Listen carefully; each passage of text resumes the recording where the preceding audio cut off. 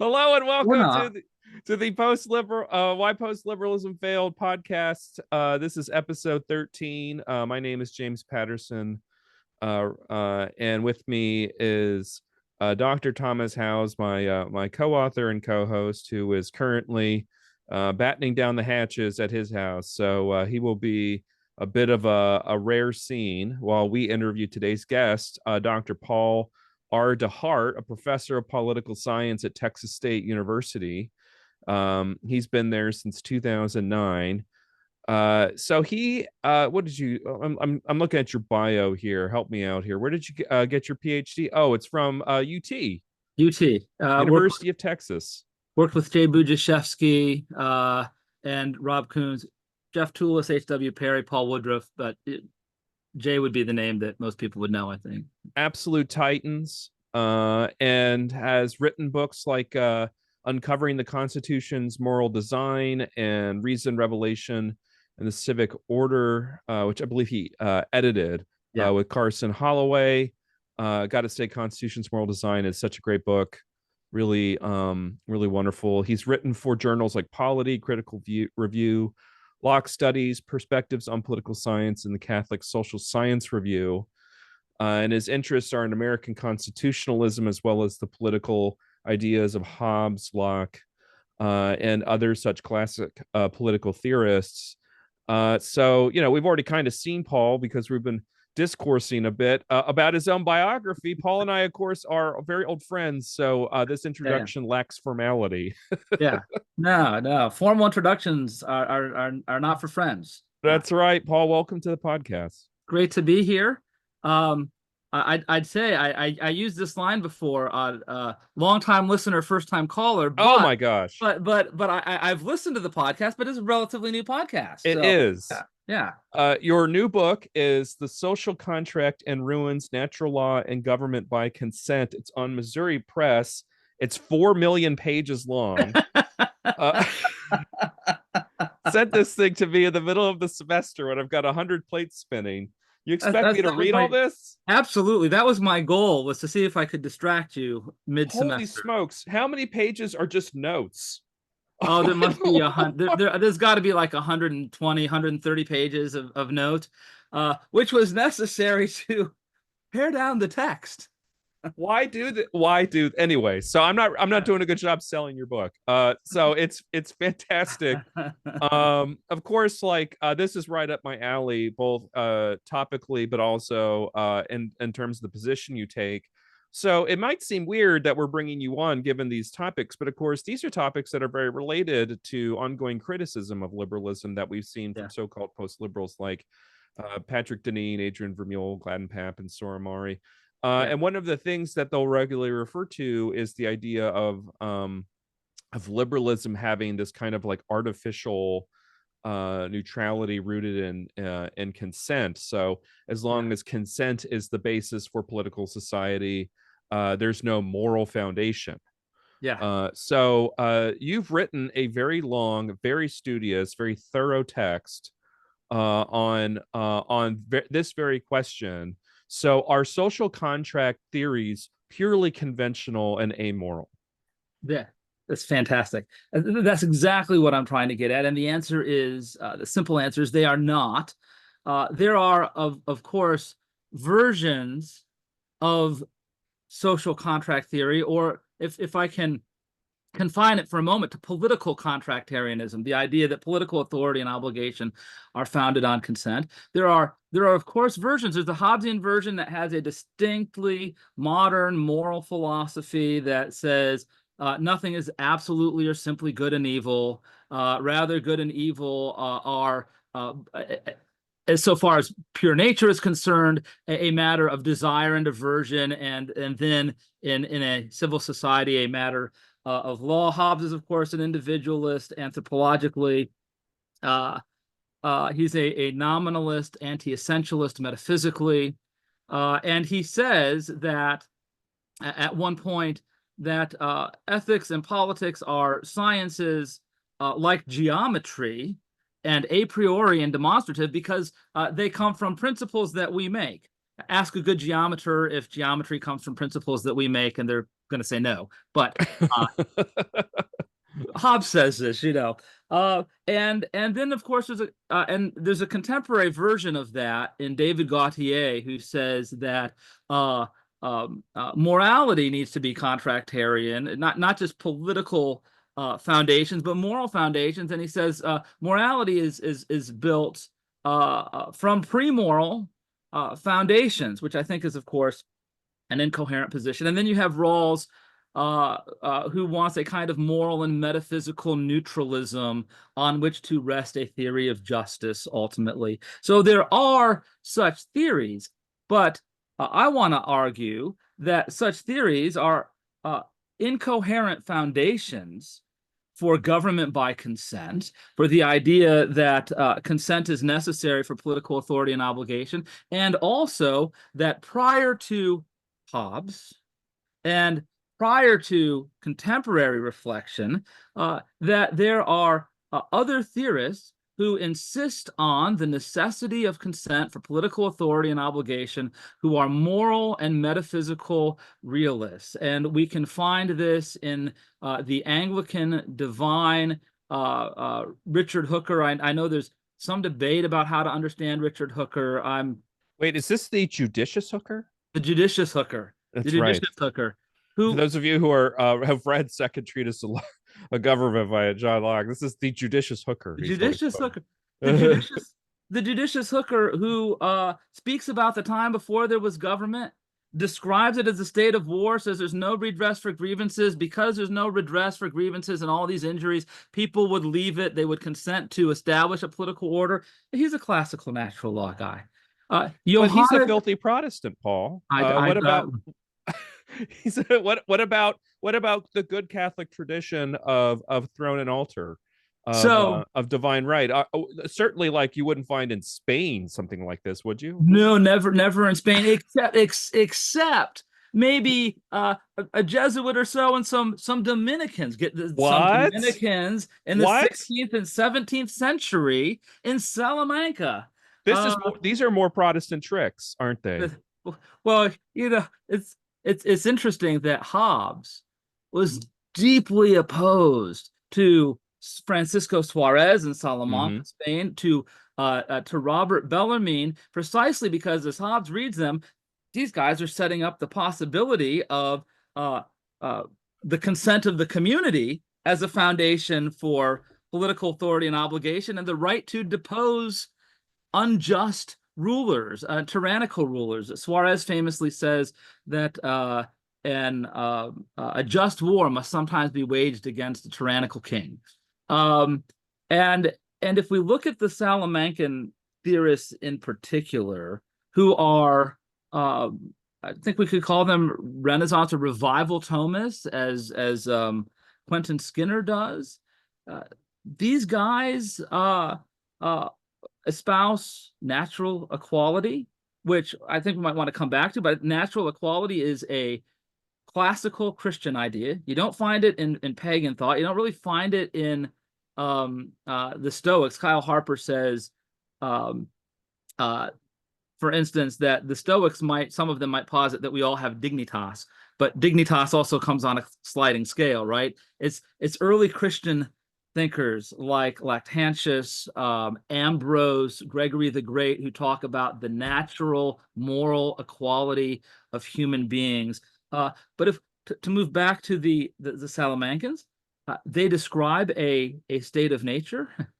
They say human beings are self-interested, corrupt in their own judgment. They often think of this as a historical state after the fall, but they look at it and say, this is an awful state. No one would want to live in it. And how would they get out of it? And they say, well, they'd get out of it by consent, such that Skinner would say the foundations and the basic lineaments of political contractarian thought are already there. And for that matter, a lot of Protestant resistance theory was learned in among the Dutch, among the French League, and others, was learned from Salamancan theorists. And of course, Hobbes detests this stuff. So I think what you might say is you have Protestant ideas of covenant, and you see them represented in folks like Johannes Althusius, and you have a kind of government by consent theory that's just it's older than Hobbes, it's older than modernity, it has a different metaphysical foundation, and it more coheres with government by consent than Hobbes, who I think is actually trying to rework. He's trying to frame a theory against a sort of Scottish double covenant theory. How can we have a theory of government by consent using this idea of covenant that subverts other theories out there that he doesn't like? These theories, what as a source of contrast, they don't possess this kind of conventionalism or Right. this nominalism. So Right. so I just wanted to point you in that direction to kind of Yeah. make a full circle here. Yeah. So right. So Thomas Hobbes holds that, and we see this in John Locke, for that matter, that only things that really exist are particulars. There are no real essences or universal essences. Those are just general names for Hobbes that we give to things that appear the same to us for organizing our thoughts and Hobbes thought. And the application of that, of course, is there's no such thing as humanitas. He doesn't focus on that. There's no such thing as goodness, right? And so, and the upshot of this is that by nature, in the condition of mere nature, there's neither just nor unjust. And he builds from there to a covenant conventional foundation. But in the pre-Hobbesian social contract theory, if I can call it that, no, these guys are not conventionalists. They don't think justice is something we make. They don't think right and wrong is something we make.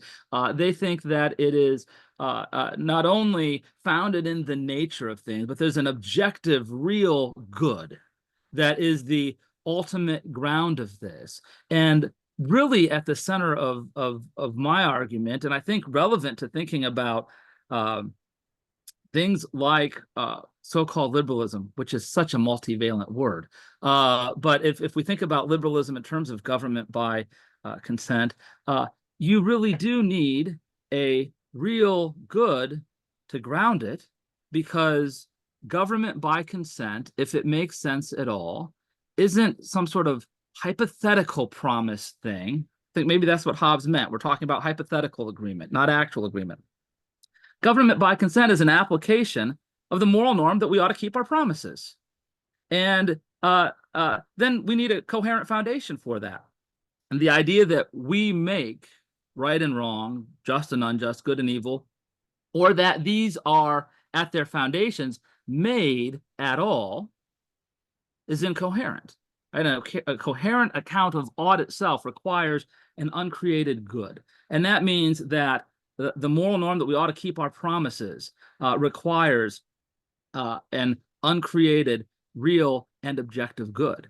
And this means, I think, that the philosophical foundation on which Hobbes wants to rest his covenant theory is actually very much at odds with his own project.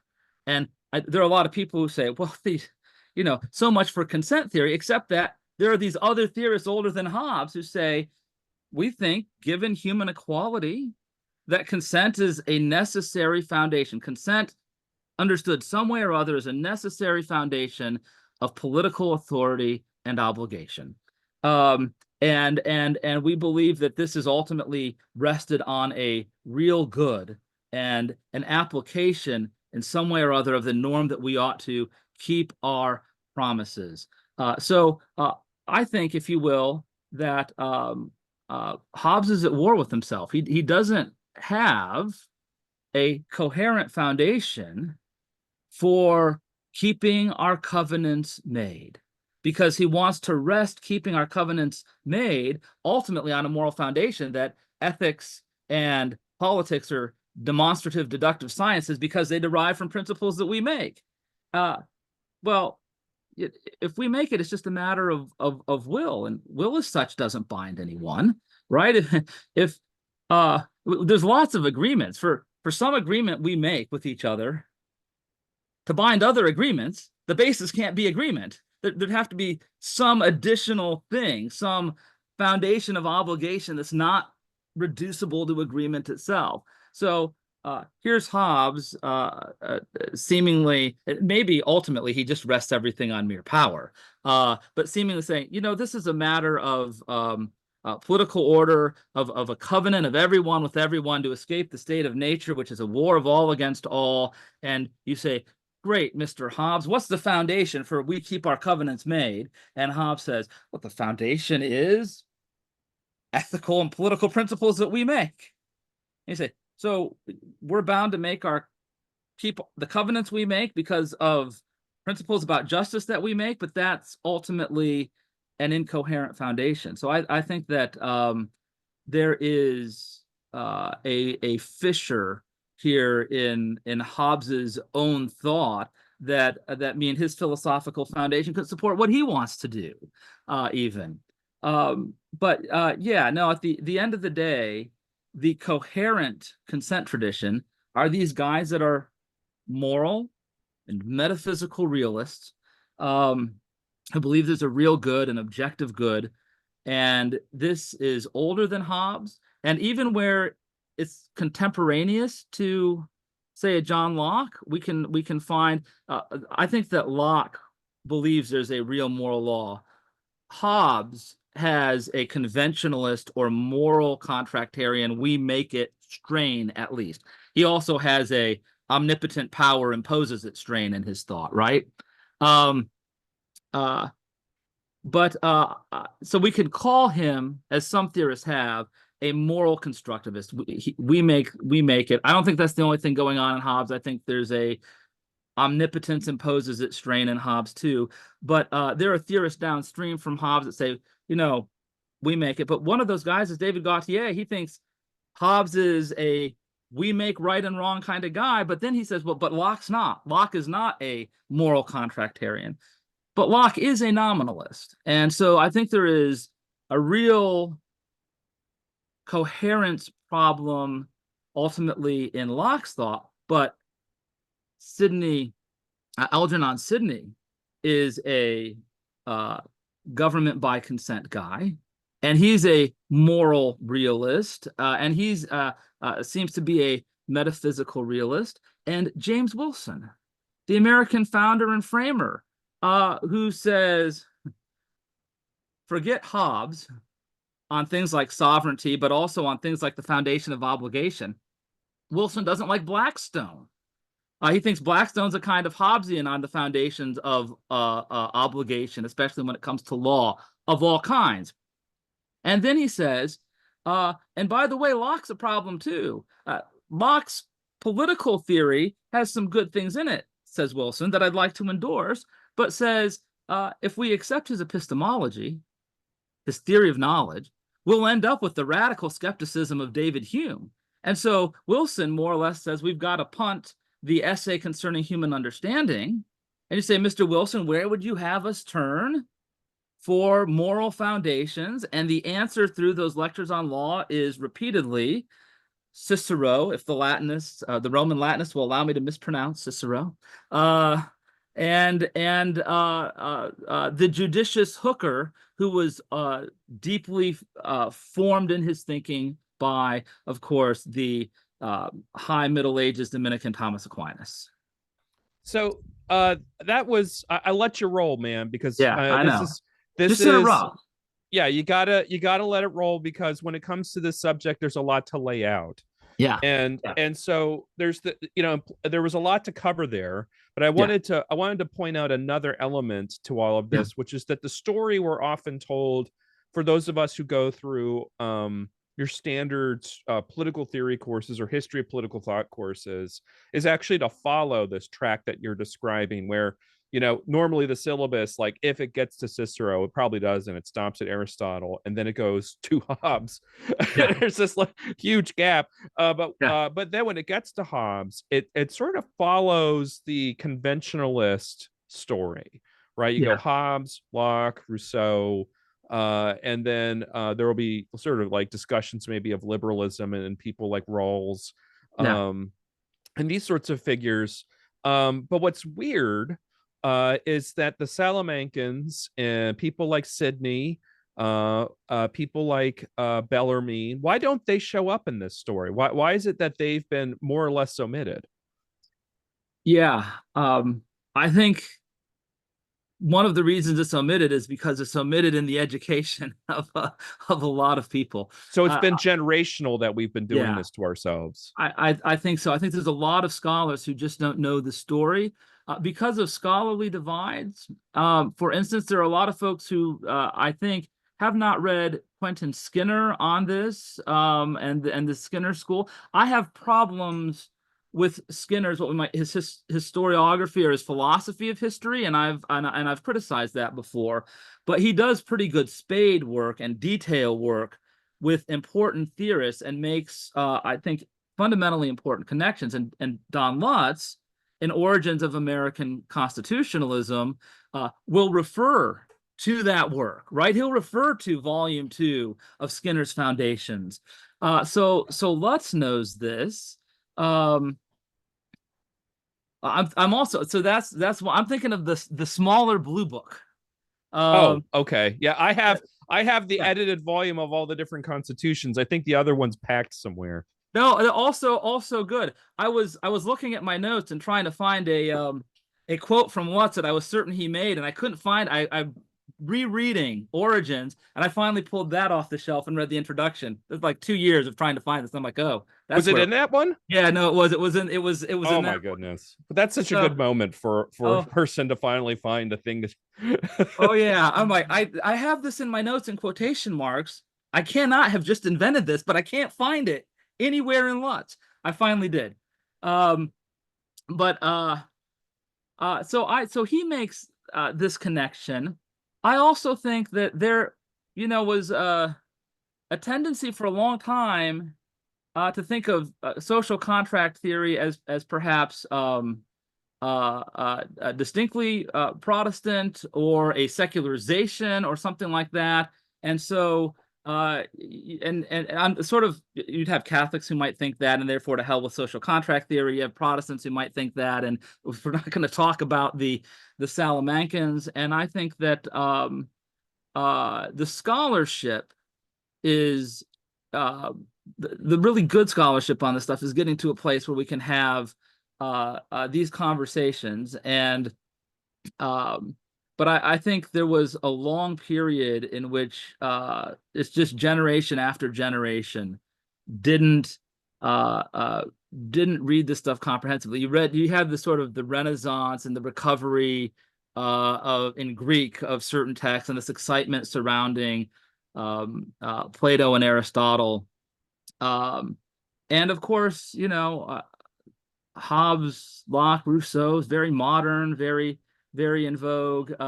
There's also this, I think, for instance, uh, social contract theory or government by consent. It's older than Locke, but somebody like Locke doesn't like to cite sources other than scripture, so it looks like something more original is going on, I think.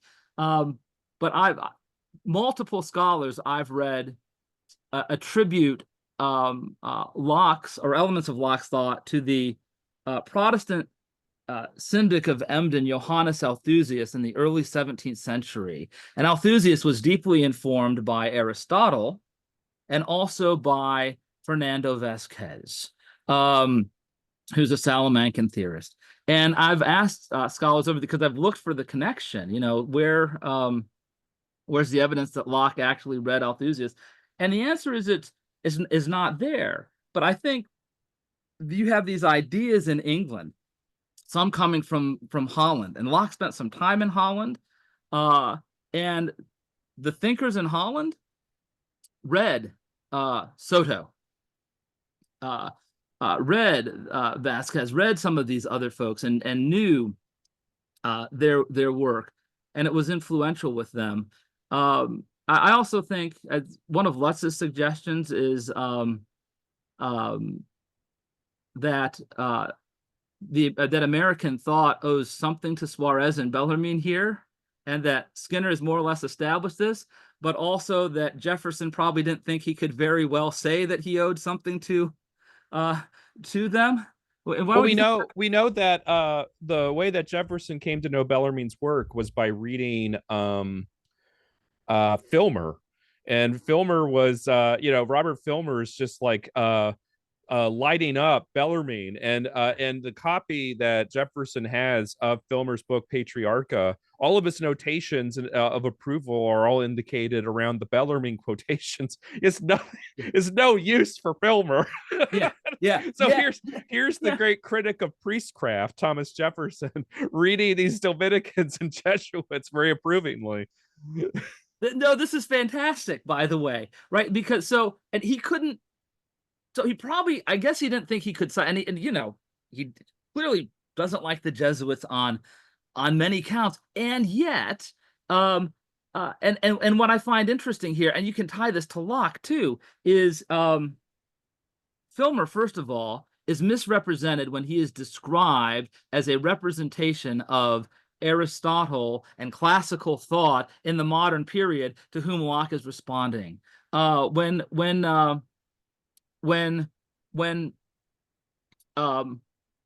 Filmer is described as an Aristotelian, and I've seen folks do this to argue Locke rejects Filmer, so he's rejecting Aristotle, right? You've seen certain political theorists do this, but Filmer's work on sovereignty, right? First of all, what does Filmer say about Hobbes? He says, I don't like the foundations, but I like the building, in his observations on Hobbes. I like the structure. What does it mean? I like the theory of sovereignty. So we go to Filmer and say, what's your theory of sovereignty? And Filmer's theory of sovereignty is Jean Bodin. It's his work on sovereignty is mostly quoting one of the two architects of the modern theory of sovereignty, Bodin and Hobbes. And so Filmer is a modern theory of sovereignty guy. Whether or not he's a mishmash who has other elements in him too, whether he sounds like Aristotle in places, his theory of sovereignty is modern. See, Paul, you're both a very kind man and a very serious man. So what you're not saying is what I think is true about Filmer more directly, which is that he's a second-rate thinker. And Well, that is true. this is Yes. why Locke tears him a new Okay. this is why it's such a missed opportunity to have the Yeah. students read First Treatise just to watch a mauling for like Oh yeah. Oh well. So I come across it. My wife says what nobody knows about me is that I'm a cut up because I'm serious in these. Anyways, yeah. so this is the thing: is that Filmer attacks Bellarmine and Suarez precisely on grounds of natural equality. He thinks that Bellarmine is a theorist of natural liberty, and Filmer and by the way, if there's an abusive regime, Bellarmine's and Suarez are guys that think you can depose the regime and replace the rulers, even change the form of the regime. And so Filmer goes after them, and then like Jefferson, Locke goes after Filmer, where Filmer goes after Bellarmine. Locke just doesn't tell anybody he's doing that, right? He just looks like he's going after Filmer, but he's going after Filmer where Filmer's gone after Bellarmine. And so what this should tell us is that natural liberty isn't something new to the moderns. It's not a brand new idea in modern theorists. Yeah, it's got older, it's got different foundations. I think Bob Riley's book America on Trial is one of the few books that actually covers some of the historical ground here. So there's pushback against people like Bellarmine, more than I guess the Salamancans. Yeah. Bellarmine actually gets into trouble with Pope Sixtus V, and Pope Sixtus V doesn't end up getting the some of his works put on the index because he dies. And Urban VII comes in and is like, no, actually, this is still pretty good. But what Bellarmine is arguing, and the stuff that got him in trouble, called the Disputationes de Controversiis Christianae Fide, is that the Pope is actually not a temporal ruler of the world. So in a way, like what you're seeing with Salamancans and then sort of the heir to the Salamancans and Bellarmine, um, is actually an effort to constrain these like really robust claims of individual sovereignty. So my thing is like, why did this stop? Why did the Catholic Church not pursue this, or did it, and we just don't know? Yeah, no, I don't know. That's an I have uh, a theory: interesting question. I would like to hear the theory. the French Revolution. Yeah, okay. Yeah, Well, yeah. It's one thing for the people to unseat a sovereign, right? Like this is mhm. what the Pope wanted them to do to Elizabeth the First. Yeah, But the assumption is that you have a people of the faith. And the problem with the French Revolution is that they are not people of the faith. yeah, And so what you end up with in social contract theory is an instrument that can be abused. yeah. And so they would rather deprive people of the instrument, especially when that means making arrangements with political leaders in order to secure the benefits the church could procure from them if they were to have their church established. Now, Um, here's something interesting that relates on the Hobbesian front. I always say Hobbesian, others say Hobbesian. I don't know. Um, Hobbesian sounds like artesian, which sounds like yeah, millennials trying to upsell cheese. So I I think think that's right. we'll Hobbesian is go with good. Hobbesian. I always like the older Hobbist, but it sounds a little bit like Hobbit. So whenever Which is I the opposite of Hobbesist. oh yeah, no, You know. whenever I'm teaching students, um, no, Alexander Hamilton, and Hamilton tells Seabury that he sounds like a Hobbist. I tell them that is somebody who follows Hobbes, not a Hobbit from Yeah, or Tolkien. that's right. No second breakfast. No second I don't breakfast. think he even knows about second breakfast. You know where I think Tolkien got this. I might be wrong about this. This is a theory it's a hypothesis. Once in it may never happen again. I was invited to speak at Oxford in the Rothmere American Institute's American History and Constitutionalism seminar. Paul Carey and Nick Coles had me out, and they took my wife Robin and I to High Table. Oh And no. after I'd never been to High Table, I don't know that they'll ever have me to High Table again. But after, hope I didn't ruin High Table for them. After High Table, they took us to Second Dessert, which was mostly port wines, nuts, and berries. But it was Second Dessert, and it occurred to me that Tolkien may have been doing Second Dessert for years and years That's right. before Second Breakfast. Yeah. So who knows? But on the French Revolution, I think sometimes, um, especially critics of liberalism, they look at Locke as a theorist of revolution, for Yeah. instance. And when I look at Locke as a theorist of revolution, I see echoes of Suarez's "sometimes a just war must be waged against the king," Bellarmine on deposition, some of the stuff that was the reason that the Dutch revolutionaries in the 16th century pulled on the court theologians of Philip II to make their arguments to justify their revolt against Philip. Arguments that are then imported into English revolutionary thought at a later point. But folks sometimes think, well, Hobbes must be a theorist of revolution because social contract theory and covenant. But Hobbes said that he began to write Leviathan in 1649 to vindicate the divine laws. And he was vindicating the divine laws against Parliament's execution of Charles I because a certain theory of covenant and divine law had been invoked in the war against a certain Puritan double covenant theory in the war. Explain that just in like 3 Yeah. sentences. So double covenant would, and sometimes there were more than two. The basic idea is you might have one covenant by which a society is formed, for instance, of the people with each other and with God. So that would be like the Mayflower Compact. The first thing they do when they get off Yeah. the boat is they have a covenant that establishes their community. Yes. Yes. And the second covenant is a covenant of the people with their rulers. Now, it could be a three of the people with their rulers authorized by God or invoking God. But the second covenant then becomes of the people of the community with their rulers. And if you have a covenant of the community with the rulers or ruler, if the ruler breaks the covenant, right, then he has forfeited his position, and the people are no longer bound to observe the covenant on their side. So you've got Puritans in Parliament and separatists, or Cromwell is a separatist, for instance, that are running the show, and they hold to this kind of double covenant theory, and they say essentially the king has broken the oath, the king has forfeited his position, and this leads to the execution of Charles I. Locke is in the Westminster School, headed by the sadistic actor Mr. Busby, who's a royalist and won't let his students go to see it, but Locke's within earshot. Hobbs is in France, tutoring Charles II in waiting. And Hobbs hears of the execution of Charles I, and he says he dropped what he was doing, his work on physics, de corpore,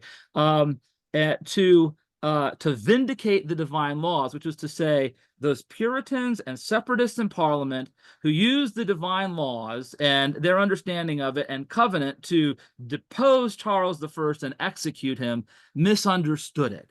And so when we read what Hobbes says in chapter 18 on the rights of sovereignty, he has multiple places where he says, listen, the sovereign is created by the covenant, so not party to the covenant, so nothing he does violates the covenant, and therefore never forfeits his power by virtue of this. Now, so Hobbes in chapter 18, and given the proximate cause of the composition of Leviathan, is anti-revolutionary. On the other hand, in chapter 21 on liberty, he talks about when subjects are right to resist sovereign power, and that's whenever obeying the sovereign places your life in jeopardy. And we can say, is it imminent jeopardy, or is it a broader sense of preservation? In places he says, oh, you have a right to resist if the sovereign is not only going to deprive you of life, air, food, water, but even to imprison you. Even if you're guilty, you have a right to resist. Of course, the sovereign has no obligation to respect that. And Hobbes also says that the obligation of the subject to obey the sovereign dissolves when the sovereign can no longer protect the subject, a qualification that only makes sense if we're the judges, right? And Hobbes has to say that because the reason that we would form political society is for our preservation. And therefore, he says, the right to defend oneself from force by force can never by covenant be given away, can never be because it's surrendered. at a certain point, it's just absurd to say that the role of the people in forming a covenant is to choose their murderer. Yeah. Right. And so Hobbes is at all. yeah. So what happens is that in the Anglo-American tradition, but especially the American tradition, the Lockean sort of critique of Hobbes that remains nominalist is sort of jammed up with the more moral realist, metaphysical realist grounded varieties, right? This is how a lot of like Americans read Locke. They don't read Locke as a nominalist because they themselves aren't nominalists. But like I want to go in a different direction. Okay. And I know that, by the way, one of the reasons why I know that is because of your other book on the moral foundations of American constitutionalism. But because I want to go in the European direction, because I think Hobbes wins that one. Hobbes goes, into he's in France. There's Jean Baudin, or however you say his name, Jean Baudin. And there's this sort of acceptance of this way of thinking. And what's strange is that even in those who revolt against this way of thinking, people like Russo, they still have the same idea of sovereignty, right? Yeah. I think that's what. So, just not its foundation. Yeah, that's right. Rousseau rejects the idea that force can be the ground of obligation. He says that early on in the social contract. And my friend David Williams, who's a Rousseau scholar, has looked at, for instance, Rousseau's marginalia of his copies of Plato, and so I think that Rousseau aspires to be a kind of moral realist, or we say this in metaethics, a non-voluntarist. It rejects voluntarism. But when you get to Rousseau on sovereignty, you're right. You seem to be talking about an indivisible sovereignty, and he'll even use the phrase absolute. Now, he distinguishes between the will of all and the general will, but the general will, and I still have a hard time sorting exactly or parsing exactly what Rousseau means on that. But he does refer to the general will as absolute and indivisible. For him, sovereignty always resides with the general will. It's not the same as what an assembly would come up with, but it seems to require democratic assembly. So I think that there are passages in Rousseau on sovereignty that sound a lot like Hobbes. The passages that sound most like that to me are the ones dealing with church and state. Hobbes's theory of sovereignty, and this is one way I think that you know that the American founders and framers are consistently working out a program that is not Hobbesian, that is anti-Hobbesian even. Hobbes' theory of sovereignty requires, and Hobbes knows it, the union of church and state, right? So that's why in the frontispiece of Leviathan that he's commissioned, you have this sovereign comprised of individuals, so it's this corporate thing, holding a sword and holding a bishop's staff. A shepherd's staff, right? And looming over the sovereignty over the community. So Hobbes says, listen, with the crozier representing the church and the sword representing temporal power, the state.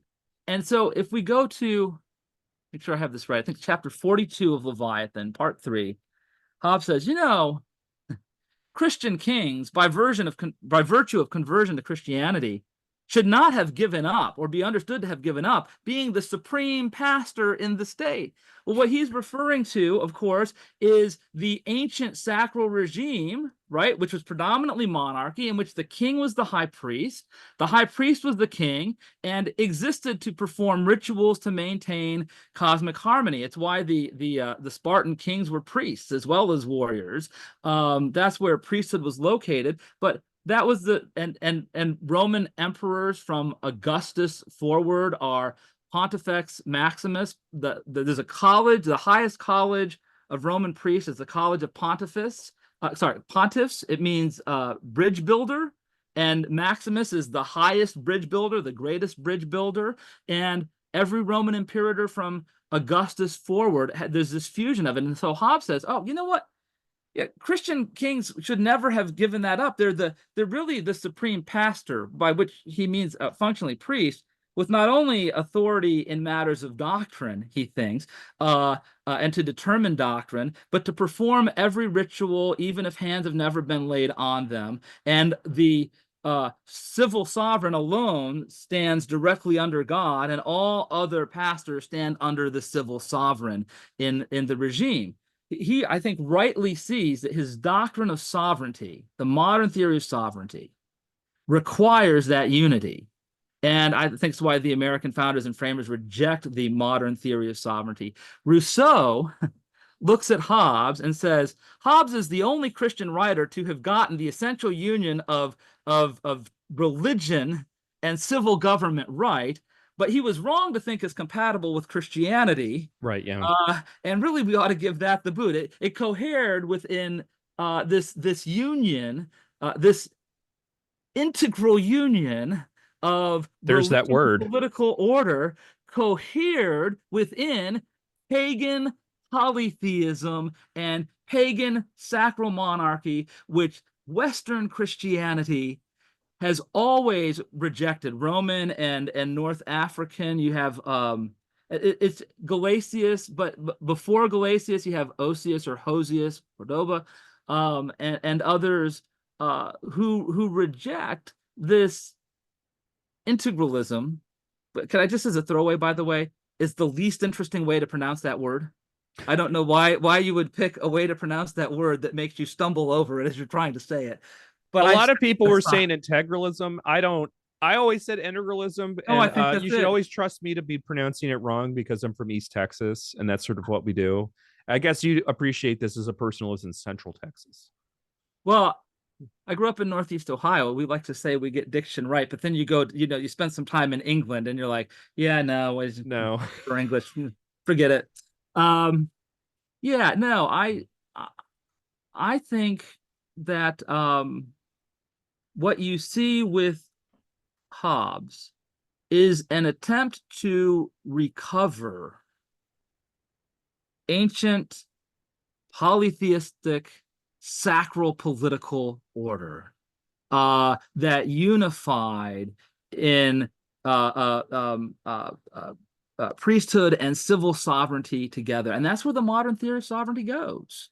So the outcome in Europe is that you either have a Rousseauian, a liberal conception of sovereignty that operates on the same sort of basis of the monopolization of power in order to will into existence some kind of ideological regime, or you have a single figure who does that in a more Hobbesian variety. I had like all three pronunciations try to come out of my brain at the same time. And so anyway, and so in a lot of ways, what happens in continental political thought is the adoption of many right-wing Catholics of the Hobbesian frame, right? And this is how you end up with Juan Donoso Cortez singing the praises of Catholic dictatorship.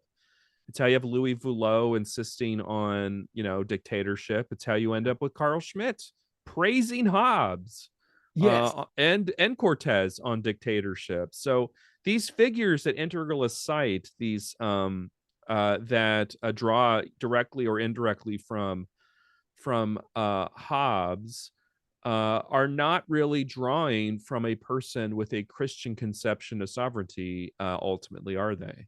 No, I think it's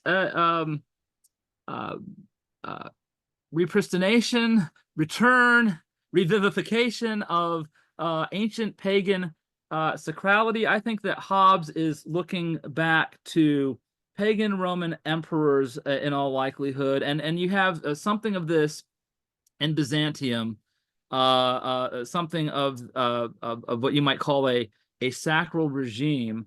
But if you look at Gelasius the First, for instance, and not just the Two Swords letter, the Pope, right? You're talking about the Pope, yeah. And if I have my years right, I think I'm Two Swords letter is, I believe, 494 AD. That is correct. Yeah. Okay. So, and a lot of people, they talk about Gelasius and separation of church and state, and there's of course a certain, well, really they're two swords, but which is superior to the other? And they talk about it in the context of the Two Swords letter to the Emperor Imperator Anastasius, who wanted Gelasius to line up with what Anastasius wanted for what churches were in and out, right? And so this has to do with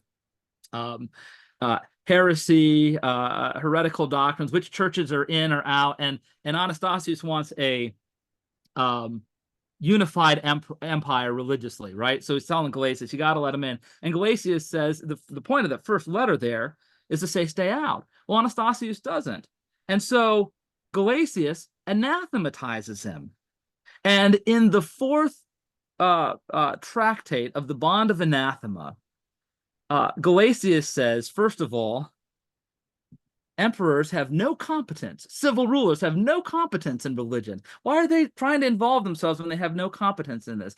And then says that, he says, it is true in previous times that civil authority and religious authority were united in the same hands, and before Christ came. But he says, with the advent of Christ, true kingly and true priestly power reside in him alone. And Christ had a wisdom in human affairs to separate administration of these things subsequent to him. So the incarnation entails the separation for Gelasius. And then Gelasius says that it's true that certain Roman empires have, under a kind of demonic or satanic parody, tried to pretend I am priest and king like Christ was priest and king. But he clearly considers this a malevolent sort of thing and proceeds to say that the civil governors have no jurisdiction or authority in matters of religion. And then says the soldier of God has no business in the administration of civil affairs. And he posits two jurisdictions. He posits separate administrations, and Francis Oakley, beginning in his trilogy, beginning in The Empty Bottles of Gentilism, begins to lay this out. And he says really that the resolution of the lay investiture controversy, I got that out. The lay investiture controversy is a kind of fulfillment on Gelasius's down payment in the bond of anathema. I'm sorry. No, go ahead. So, I mean, how do we get from this Gelasian diarchy, which integralists really do like to cite as a kind of starting point for the indirect temporal authority of the Catholic Church? How do we get there to Unum Sanctum and 1304 with the declaration of the Pope as indirect ruler, temporal ruler over all of the world, and the thing that Sixtus was trying to defend against Bellarmine? Yeah.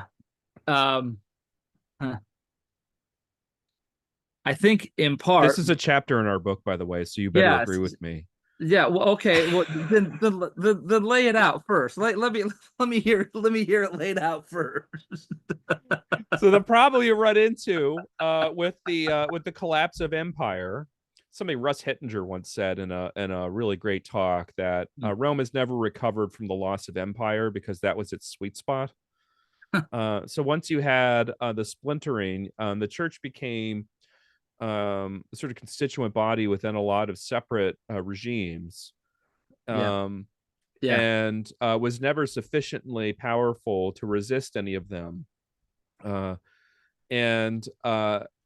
So rather than there having a kind of united Christendom against a united emperor, which was something of a productive tension, you had the church having to play essentially international politics.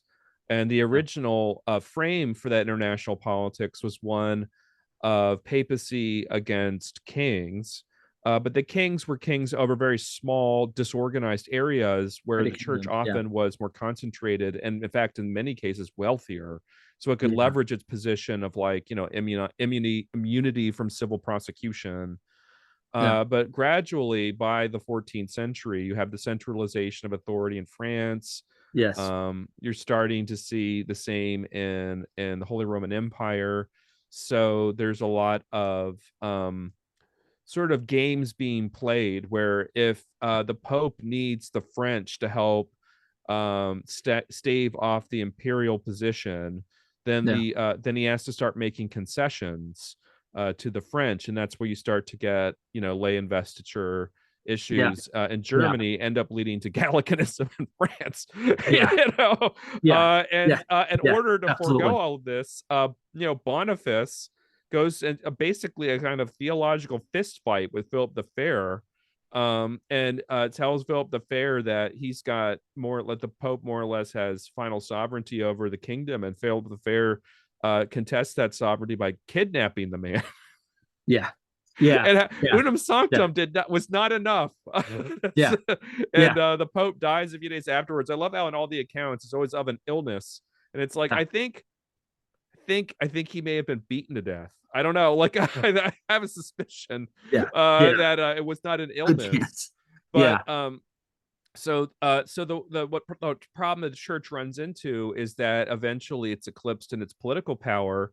And the way that it's able maybe to recover it is by befriending the people. But of course, the Reformation makes that more complicated, and they try to follow this path. And then after the people prove to be unreliable because they could be heathen and their aspirations, they instead resort to befriending the Christian princes who once tried to take church power. In this case, rather than the church resisting giving it up, they willingly give it over if that means preserving their positions as they historically understood them. So that's the very short version of that chapter. Yeah, no, I think that's really good. I think it's very good. See, and how long before this book is out, by the way? Because it's pressing. Uh, we're supposed to be done at the end of the month, and one of the two of us is done. And I will let you guess on the basis of my very shameful disposition. I am the one who's not done. So Thomas is done, and we're still waiting on James to finish. Well, No, I think James has twice as much to write. He's just being okay. Well, yeah, the chapter that's really kicking my butt is I have to go through all of the modern integralist regime, post-liberal and integralist regimes to indicate what happened to them and why they failed. yeah. And it's a lot, man. That chapter is 14,000 words. You know, you've seen this comment, by the way, in that's see, you give me a hard time. I think Yeah. won't be short. No, Acton will probably not be happy about that, but we'll see. Fantastic. Jean Elshtain has this line in her last book, Sovereignty, in which she notes that the word sovereign, she puts it, and the scholar that she's drawing on there puts it, isn't coined until the 13th century by French legates, by French legal scholars in the pay of an already centralizing French monarchy. As I've looked at the etymology of the word, there are some, but unclear. There seem to be some possible uses outside of the political and legal realm. But sovereign, as being coined about the 13th century, I think, is Scott's century, right? Puts together two words, right? We already have in Greek, in English, in Latin, in French, words that mean rule or reign. We already have words for political authority, right? What does sovereign do? Sovereign puts the prefix for over or above in front of reign, above reign. It's not, sovereignty isn't theorized until Bowden and Hobbes. It sounds like a comic strip, Calvin and Hobbes. Anyway, Bowden and Hobbes, a less funny, less interesting. A lot less funny. A lot less funny. The interactions with the parents would be very different. Oh yeah, that's the first time it's ever theorized at all. But I suspect, and I think that there could be good back and forth on exactly what they were trying to do with sovereign, plenitude of power, etc. But I suspect that they were also trying to come up with a notion of rule that was above rule, over rule, right? And by the time you get to Hobbes and sovereignty, Hobbes explicitly exempts the civil sovereign from the rule of law, right? I mean, that is central to the Hobbesian argument. He's got the rule of law on the one hand, and Hobbes says the civil sovereign is not bound by law at all, because law is nothing other than what the civil sovereign makes. And so if the civil sovereign disobeys, it's really disqualified it. And Hobbes says, wrongly, by the way, badly wrongly, that it's impossible for us to have any self-imposed obligations. So the civil sovereign makes law and cannot bind itself by making law, and therefore never falls under it. If law is the command of the sovereign, then the sovereign is never bound by the law or by the civil law. You say, well, now what about the law of nature? And mostly for Hobbes, the law of nature underwrites unlimited sovereign power, although God may hold David accountable for Nathan, or not for Nathan, for Uriah the Hittite, husband of Bathsheba. But this is at the center of the modern sovereigntist project, is the rejection of the rule of law. Henry de Bracton, in the same century as Aquinas, but in England, says the king does not make the law. The king is made by the law, is the guardian of those laws that make him, but he doesn't make the law. And Hobbes is looking at the rule of law. Perhaps he hasn't read Plato's Laws, but it's strongly there. He sees it in Aristotle, whose politics, metaphysics, the ethics he hates. And modern sovereignty is deliberately constructed then on this project of a sovereign state that is above and not subordinate, not subject to the rule of law. And I at least think, and I think one of the things that Elshtain was trying to get at before she passed, I think one of the themes of her book is that this move in France, this development of an idea of sovereign above rule, is ultimately leveraged in this direction. And by the time we get to Bowdoin and Hobbes, this is the apotheosis of this notion. Which makes sense because Hobbes refers to the sovereign as a mortal god, which as a term, when reading it, it's hard for a 21st century person to take seriously. But it seems as though Hobbes means this, right? He means mortal god, which means that, like, in a way, what he's describing is not just sort of pagan in the way that you're describing the Romans are, but also if you look in scripture, the mortal god is Pharaoh, it's Nebuchadnezzar, it's in all of these.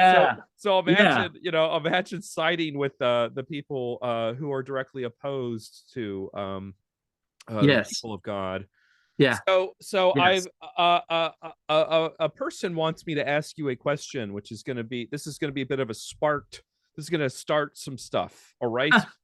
Which is this whole account that of post-liberals we have of the decline in contemporary life is one in which liberalism has exhausted all the resources it can exploit to gain its position.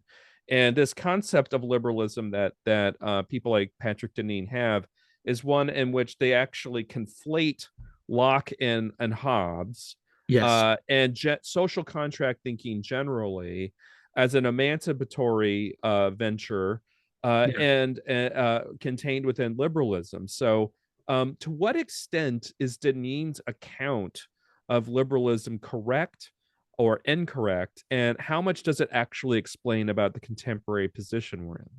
Yeah. The first thing is, I think he tries to lump too many things under the heading of liberalism. Even a scholar, I'll leave unnamed in case he doesn't want to be named, but a friend of mine who's a very gifted Aristotle scholar, and presented a paper on a panel I put together once, in which he suggested that Rawls of A Theory of Justice was at least more friendly to traditional understanding of the American founding, but Rawls of political liberalism, certainly Rawls of Kantian constructivism and political liberalism, was inherently hostile. So the first thing to say is we've got Rawls divided against himself, right? And both called liberal. Robert Nozick is a liberal, and as Sandel points out, Nozick and Rawls are both Kantian liberals, and that's Kantian liberalism divided against itself. You also have utilitarian liberalism and Kantian liberalism. Moreover, Deneen wants to lump under the heading of liberalism, so far as I can tell, progressives who viewed themselves as anti-liberals, where what they were going after was what they considered the liberalism of the American founding, of James Madison, James Wilson, Alexander Hamilton, and John Locke. And then, of course, you have those figures. So liberalism is not only a multivalent word, it is a word that is used so broadly that it contains contradictory ideas that cannot be lumped under one thing or one trajectory. I also think that what is often called the liberal historiography of the founding, which is often the founders were Locke, and Locke is individualism, and it's Lockean individualism all the way down. There are versions of this. There's Frank Coleman's version of this, but this all sounds like version of Louis Hartz's The Liberal Tradition in America, which published in 1955. And as it published in 1955, the consensus on John Locke on which he relied was falling apart. And there is no consensus on how to understand John Locke today, I think. I read Locke, for instance, as a metaphysical nominalist, but there are passages in Locke that reject a meta-ethical voluntarism that good and evil are based on will, God's will, our will alone. He actually, in a fragment, explicitly rejects this, but there's other rejections of it. So Locke doesn't like morality made by will. He knows that that's an arbitrary thing, and he doesn't like arbitrary power. And yet there's that slip he has in Second Treatise where he says, "So written is it on the heart of man." It's a reference to one of Paul's letters, and you're like, "Whoa!" Yeah. No, yeah. Locke is I think, there are different strains in Locke. I think Locke is probably at odds with himself, but he is not a voluntarist in the sense of good and evil are made. And then you have the American founders and framers. So I'd say, listen, liberalism means different things.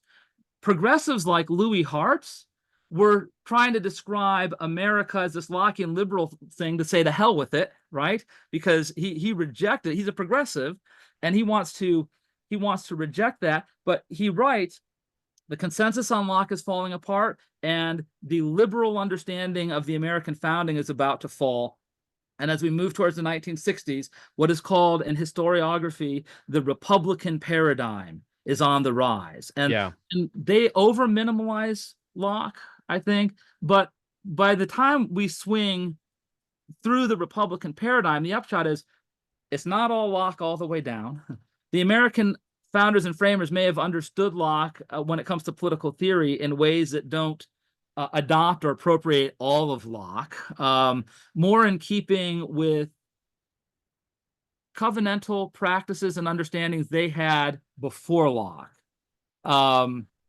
And you could say that in practice, government by consent, for instance, the Mayflower Compact, which Frank Oakley and Thompson and Hopful, who are major historians of social contract theory, say the Rubicon to a kind of political contractarian is crossed with the Mayflower Compact long before Locke writes. And so we have a practice and a tradition that antedates Locke, and Locke gets sort of pulled into it, but without bringing all of him over. So I think there is no simple liberalism, but I also think what's being called liberalism in Deneen's work does not accurately characterize the American founders and framers. It doesn't capture, I don't think it captures Madison.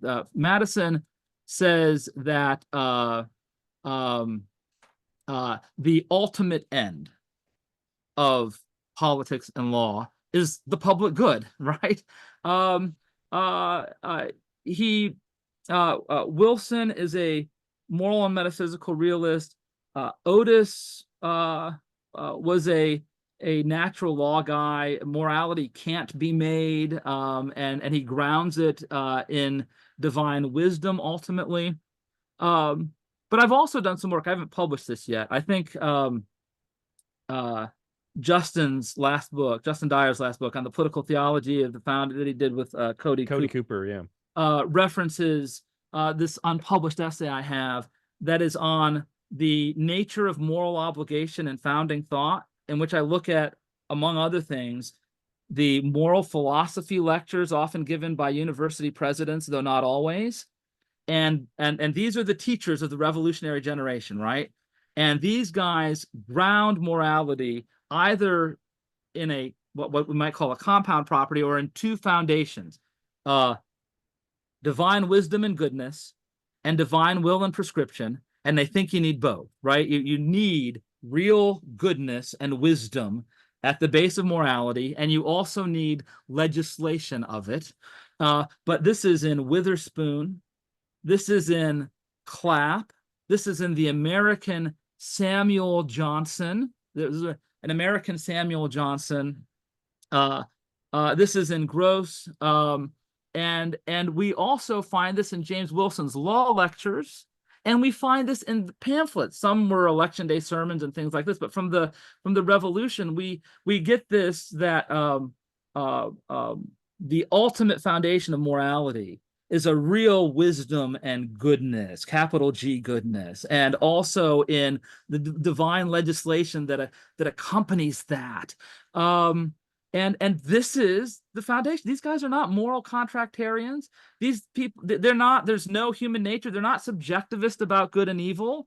They believe there's a real objective common good. Liberalism, the word liberalism isn't even coined when they're writing. Liberalism for them means this, something like this, that government should be limited, and it goes hand in hand with popular sovereignty, but that sounds a lot like medieval notions of the authority of the communitas delegating a government or something like that. So government should be limited.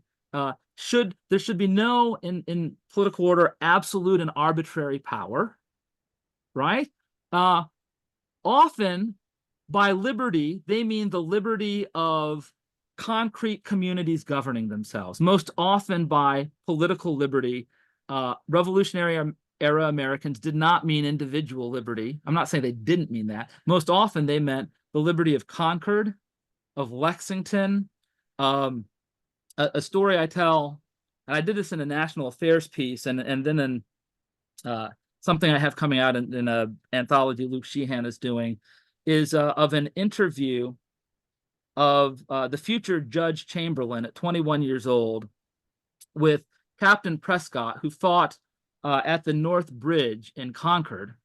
And he says, Chamberlain, who's not yet a judge, he's 21. He's either just graduated Harvard or he's at Harvard. And he says to Prescott, who was then 91 years old, so the interview was what, something like 1847. It says, why'd you and those guys go up to the fight at Concord anyways? What was going on? And he says, did you feel oppressed? Maybe it was the Stamp Act. And Captain Prescott says, no, I understand they were never sold, and they weren't, right? Because all the Stamp Act agents resigned before the Stamp Act could go into effect. Which was going to be like a stamp on every piece of paper for a large number of documents, would have been pretty heavy. But no, I didn't feel oppressed by that. Never paid for stamp, as it were, stamp paper. The tea tax then? And Prescott says, nah, the boys threw all that into the harbor.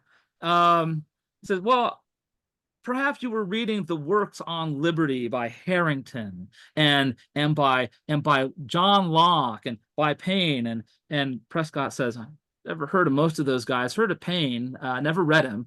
We had the Bible and Watts' hymns and the Catechism, some sort of Westminster Catechism, I'm guessing. And I says, well, what did you mean? Why'd you go to the fight? And he said, oh, it's just simple. We had always governed ourselves. Those redcoats meant that we shouldn't, and we meant that we should. And the we there is a corporate we. What he meant is Lexington has always governed itself as a community. Concord has always governed itself as a community. It's talking about a kind of local self-government. So what was his captain's name? Prescott. So was Captain Prescott the founder of a drag queen story hour? He was not. He was not. I got Thomas laughing because that's so far as I know, he was not. Yeah, no, that's true. That's true. We need to do a deep dive on Prescott's personal life. My point there being, I think even in Federalist 10 at one point when Madison refers to liberty, you have to say he says, why would Madison says when it comes to the problem of faction, and in particular majority faction, Madison concedes that giving up liberty, getting rid of liberty, would get rid of faction, but he says it's a cure worse than disease. What does he mean by that? And I think the only coherent answer is he's not referring to individual liberty. He's referring to the liberty of a community governing itself. I think that liberalism and practice for the revolutionaries meant self-governing communities. Now, I think it also had a degree of individual liberty, but not radical individual liberty. And if we look at the patristics on religious liberty, like Tertullian, in Ad Scapulum, about 212, Lactantius, right? These folks are the second use of the word free will. The first use is in Justin Martyr. The second use of the word free will, so far as I know, is in Tertullian. It's either in Ad Scapulum or the Apology, but he's basically saying that when it comes to religious worship, there should be liberty. And Tertullian there means, in the context of Rome, individual liberty, whether to participate with the church or the Roman religion. But the point is this notion that there might be some real individual liberty. Not talking about license. It's not a distinctly modern idea. I think it's an idea that has Christian root, and so that it shows up in the American founding that there's some importance to religious liberty, but that's not all of it. There's also corporate liberty, and that matters a great deal. This doesn't strike me as radical new stuff. There's a great fight over this very subject. Deneen posited that Madison and the Federalist Papers essentially tried to lower the conception of liberty to be this kind of unanchored license. Yeah. And he cites Federalist 10, but the quotation he uses, he actually misquotes. And Robert Riley read him the Riot Act in the Claremont Review of Books, and Deneen wrote in Public Discourse a defense of his position, to which Riley read him the Riot Act again. And then Deneen finally had to relent, because it's true that when reading Federalist, and in fact Riley has here Federalist 55, as there is a degree of depravity in mankind which requires a certain degree of circumspection and distrust, so there are qualities in human nature which justify a certain portion of esteem and confidence. Republican government presupposes the existence of these qualities in a higher degree than any other form. He's talking about virtue here. And so this ends up being the problem with the account that Deneen needs to make. He either needs to cut corners like he did with reading the Federalist Papers, if you know that's being generous. Isn't this a problem with him? And by the way, this is a leading question, because this is also in the book. The problem here is that he lacks that same distinction that emerged in the latter 20th century scholarship between liberalism and republicanism. It seems to conflate the two, almost takes Louis Hartz for granted. What is it, like almost 80 years after that book was written? Without citing Hartz. But when I read, without citing Hartz, which is when I read Why Liberalism Failed, I thought, well, this is the Hartz account, not the DeHart account. The Hartz account. That's right. Make no mistake, they are different. Make no mistake about the big difference. And Paul's is better. That's right. Absolutely. We're selling copies today, Paul. We're making you rich. As at least $100 richer. Buy me a steak at Texas Roadhouse. Oh my gosh. No. We'll go to Austin Landing Cattle on this. No way. I'm coming now. We're going to do the good stuff. So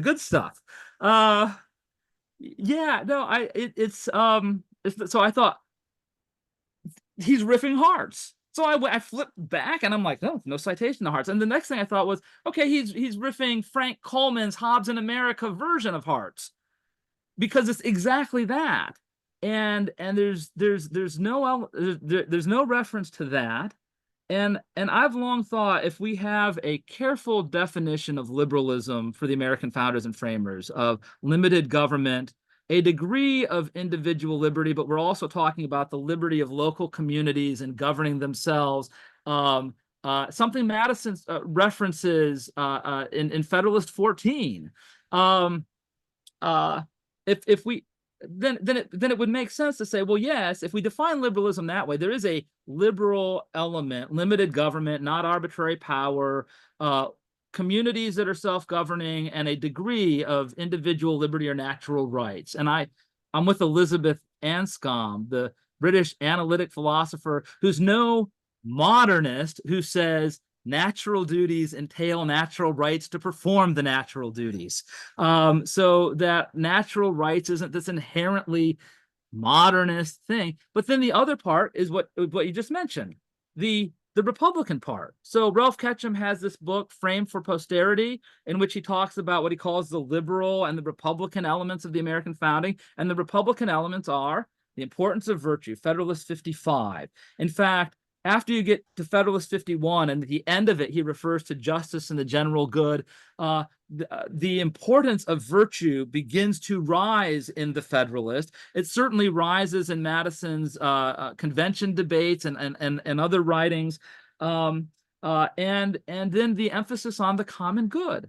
The emphasis on the common good is not just in various letters of Madison's or papers from his presidency, although it's there too. It's not just, it's not like you have to check out, 35, 40 volumes of his collected papers now and wade through and go digging because it's hard to find. It's in the Federalist, It's in the preamble to the United States Constitution. And it's in the preamble to the United States Constitution. They don't say common good. Instead, they provide a more detailed account of what constitutes the common good. Yeah. It's bananas that it would ever be treated as, I almost said Hobbesian. I didn't mean to be a millennial selling cheese. The thing is, I wanted to point out this thing about Susan Anscombe in the Declaration of Independence when talking about the right to revolt against a despot. It says it is their right, it is their duty. They're put right next to each other because they're right next to each other. Yeah, and the same thing in Madison's Memorial and Remonstrance. So Madison's Memorial and Remonstrance strikes me as having elements of Galasius, but notice early Christian thought, which could talk about, or medieval Christian thought often talked about the liberty of the church, right?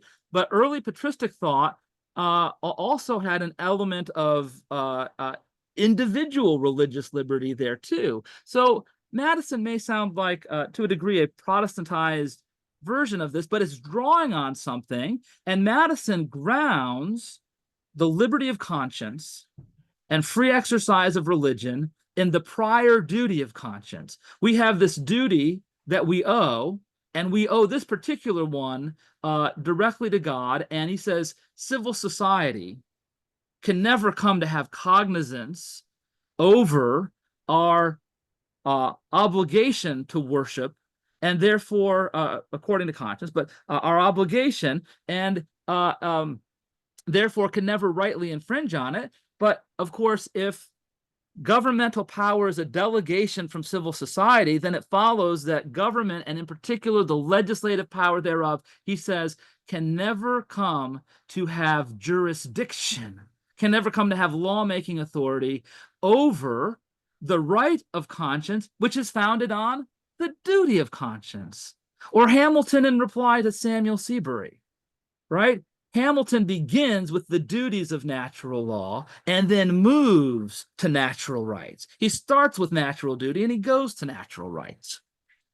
And all of this is tied up in this alternative history or this alternative tradition from Hobbes in a moral realist frame, an objective good outside of the human will that imposes on us certain constraints and orders us to certain goods. Yeah. And, there's probably no one in this country that I can think of who's a better scholar of this subject than you. So I could do this all day because I benefit greatly from these conversations. But I'm being told by the man who is currently behind the scenes that we must wrap it up. So I just want to thank our guest today, Dr. Paul DeHart, really just doing incredible work of ressourcement for all of us to learn from, and does all of this work of interpretation in order for us to understand what is the task before us. So I thank him for all of that work, and especially in his most recent book, The Social Contract in Ruins, Natural Law and Government by Consent, off the University of Missouri Press. I think it's going to come up reversed on the frame, but this is what it looks like. So thank you so much for being on the podcast, Paul. Thank you for having me. Love this podcast. I think it's doing just tremendously important work, and very much looking forward to the book, which I think will right alongside this is just fundamentally important stuff. Thank you.